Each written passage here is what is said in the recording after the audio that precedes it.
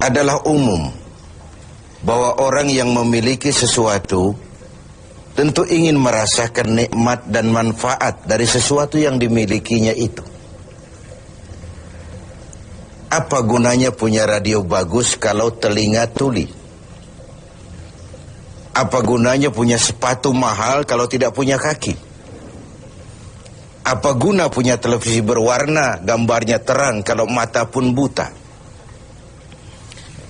Demikian juga iman. Apa arti iman itu kalau kita belum bisa merasakan nikmatnya, indahnya, manisnya iman? Orang yang merasakan manisnya iman, manis rasanya ketika dia sujud. Manis rasanya ketika dia berlapar dan berhaus melaksanakan ibadah puasa. Manis rasanya ketika dia harus menginfakkan sebagian dari harta yang dimilikinya. Manis ketika dia melaksanakan wukuf di padang Arafah, berhaji untuk Allah. Manis melaksanakan apapun yang menjadi tuntutan dari nilai imannya itu. Untuk bisa merasakan nikmatnya, manisnya, indahnya iman, Rasulullah sallallahu alaihi wasallam mengajarkan kepada kita salasun man kunna fihi wajada halawatal iman. Ada 3 perkara. Siapa yang mempunyai 3 hal ini, 3 perkara ini, ia akan bisa merasakan manisnya iman, indahnya iman, nikmatnya iman. Apa yang 3 itu? Pertama, ayyakunallahu wa rasuluh ahabba ilaihi mimma siwahuma. Seseorang yang cintanya kepada Allah dan Rasulnya di atas segalanya. Kita diberikan hati, dalam hati bertumpu sejuta rasa. Apa yang paling dominan di hati, itulah yang jadi kecenderungan kita. Bahwa kita cinta harta benda, tentu. Kita cinta tanah air, itu pun bagian dari iman. Kita cinta pangkat dan jabatan, wajar. Kita cinta anak dan istri, iya. Dan agama pun tidak melarang, persilahkan. Cintailah apa yang perlu kau cintai. Mencintai tanah air, mencintai bangsa dan negara, mencintai harta benda, mencintai anak istri, mencintai teman, pangkat, jabatan, persilahkan. Tapi kan cinta kepada alam dan seluruh isinya dibatasi oleh kesadaran. Pada suatu saat kita akan berpisah. Cinta kita kepada harta, entah si harta dulu hilang di gondol maling, entah kita dulu meninggalkan harta itu. Cinta kita kepada pangkat dan jabatan ada waktunya. Cinta kita kepada anak istri sekalipun ada saatnya. Inilah batas kesadaran itu, supaya dia jangan berurat dan berakar di hati. Kepada Allah dan Rasulnya kita tidak akan pisah selamanya. Kesana idealnya kita memperbanyak rasa cinta ini. Ketika terjadi perang Tabuk, baginda Rasul melakukan mobilisasi dana. Semua sahabat memberikan sumbangannya. Datanglah seorang sahabat, Sayyidina Abu Bakar Siddiq radhiyallahu an, memberikan harta bendanya.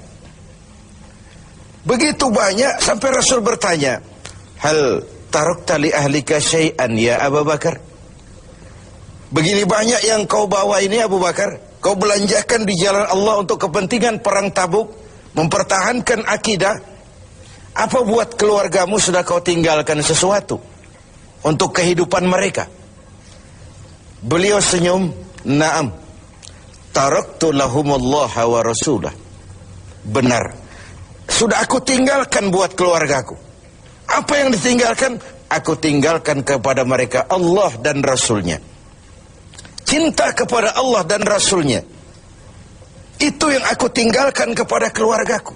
Adapun harta, semuanya aku belanjakan di jalan Allah untuk kepentingan mempertahankan keyakinan. Ini adalah sebuah contoh orang yang cintanya kepada Allah dan Rasulnya di atas segalanya. Harta itu, pangkat dan jabatan itu, semua kekayaan materi yang kita miliki itu, kalau sudah memenuhi panggilan Allah dan Rasulnya, semua mengalir. Semua mengalir. Dari sana dia datang dan ke sana juga dia akan kembali. Inilah keyakinan terhadap inna lillahi wa inna ilaihi raji'un. Dari Allah segalanya datang, ke jalan Allah juga, kepada Allah juga semuanya akan kembali. Jadi kalau cinta ini sepenuhnya sudah kita gantungkan kepada alam dan isinya, cinta benar kita kepada pangkat dan jabatan, sehingga sulit melepaskannya, akhirnya terkena penyakit megalomania, sindrom, power syndrome. Sulit balik jadi orang biasa, sudah kadung jadi pejabat tinggi. Sulit melepas pangkat dan jabatan, dengar mau ada mutasi, gerasak gerusuk, cari mbah ini, cari mbah itu. Bawa ayam putih, bawa kambing hitam, macam-macam dilakukan.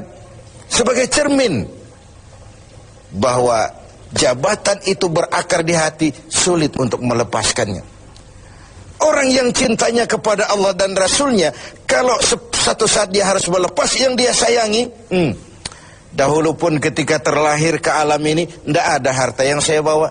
Kalau sekarang saya harus melepasnya, innalillah wa inna ilaihi raji'un. Dahulu pun ketika terlahir ke alam ini, tidak ada pangkat dan jabatan yang saya sandang. Kalau sekarang saya harus melepaskannya, innalillah wa inna ilaihi raji'un. Oh, itu cuma sekadar titipan dari Allah saja. Disinilah lapang dadanya seorang mukmin ketika dia menempatkan cinta Allah dan Rasulnya di atas segalanya. Ini yang pertama. Yang kedua, untuk merasakan manisnya imani. Wa ayyuhibba 'abdan la yuhibbuhu illa lillah. Dia cinta kepada sesama hamba, cintanya karena Allah, bukan karena kepentingan. Kalau sudah cinta karena kepentingan, sebatas kepentingan terakomodir, kita loyal, kita taat, kita setia, kita cinta. Begitu kita merasa kepentingan kita diabaikan, kita jadi musuh nomor satu. Pantas saja kalau dalam panggung politik ada pameo, tidak ada teman abadi. Yang ada tujuan abadi, kepentingan abadi. Hari ini teman, besok lawan. Hari ini disanjung, besok digusur. Agama mengajarkan cintai sesama hamba karena Allah, bukan karena kepentingan, bukan karena mencari kehormatan diri, tapi karena Allah saja. Kau di jalan Allah, kau saudara saya. Kau keluar dari jalan Allah, sampai sini saja kita. Bersaudaranya itu karena Allah. Islam membebaskan manusia dari ras diskriminasi, dan ikatan akidah jauh lebih kuat daripada ikatan darah. Tidak ada persaudaraan yang lebih kokoh selain persaudaraan yang diikat dengan nilai-nilai akidah.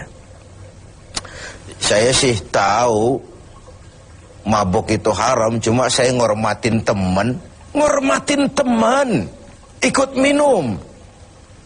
Saya sih tahu judi itu haram, cuma diajak, saya nggak enak sama teman. Ngormati teman, mengorbankan keyakinan. Untuk hal-hal yang seperti itu, tidak ada toleransi yang perlu dirumuskan. Bersaudara karena Allah, bertemu karena Allah, berpisah pun juga karena Allah. Ini yang mahal zaman sekarang. Sekarang kan bersaudara karena kepentingan, karena ada maunya. Berteman karena ada kepentingan. Bila kepentingan tercapai, teman jadi lawan pun nggak masalah. Lawan jadi teman sekalipun it's okay, asal kepentingan tercapai. Nah, nuansa Ramadan mempertemukan kita dalam ikatan jalinan karena Allah semata-mata. Bertemu ya karena Allah, berpisah pun juga karena Allah. Ikatan kekeluargaan kita sebagai bangsa memang nyaris rapuh. Berbagai konflik di daerah belum kunjung selesai. Baik yang bernuansakan agama, etnis, dan macam-macam lagi.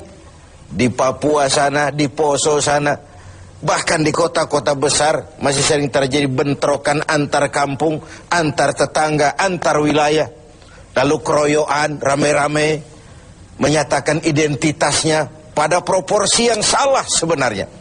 Bertemu karena Allah, berpisah juga karena Allah. Persaudaraan semacam itu melahirkan kenikmatan iman. Kenapa? Karena imanlah yang mengayomi itu semua.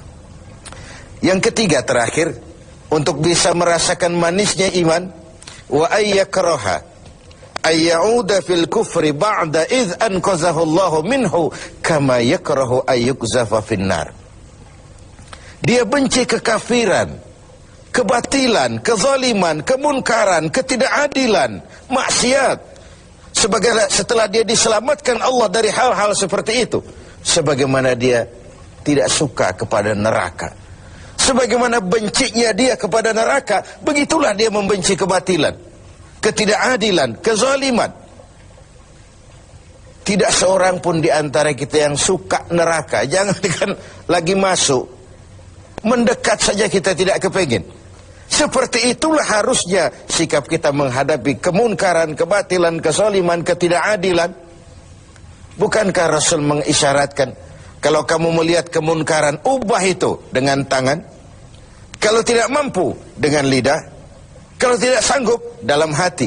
Setidaknya jangan join dengan kebatilan dan kemunkaran. Mengubah sebuah kemunkaran dengan tangan, itu simbol dari power. Siapa yang punya power? Penguasa.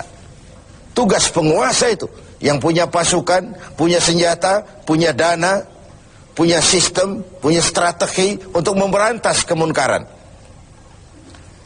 Ada yang memberantas kemunkaran dengan lidah, dengan bicara. Para ulama, para mubalik, para kiai, para wakil-wakil rakyat di DPR sana, mencegah yang munkar dengan lidah, bicara, sampaikan apa yang menjadi aspirasi rakyat. Ada yang dalam hati saja, ini biasanya rakyat banyak, bicara nggak didengar, kadang juga takut akibatnya, dalam hati saja. Setidaknya tidak join dengan yang namanya kemunkaran. Karena ketika yang ma'ruf berjalan, yang munkar juga berjalan, sama-sama berjalannya, lalu hukuman datang kepada yang munkar ini, yang ma'ruf pun akan terkena juga dampak dan akibatnya. Inilah makna pernyataan Quran, wattaqu fitnatan la tusibanna allazina zalamu minkum khassah. Takutlah musibah, bencana yang kalau datang tidak hanya menimpa orang-orang yang zalim di antara kamu, yang baik pun akan terkena juga dampaknya. Karena itu setiap kita mempunyai kewajiban moral untuk menjaga kemaslahatan umum secara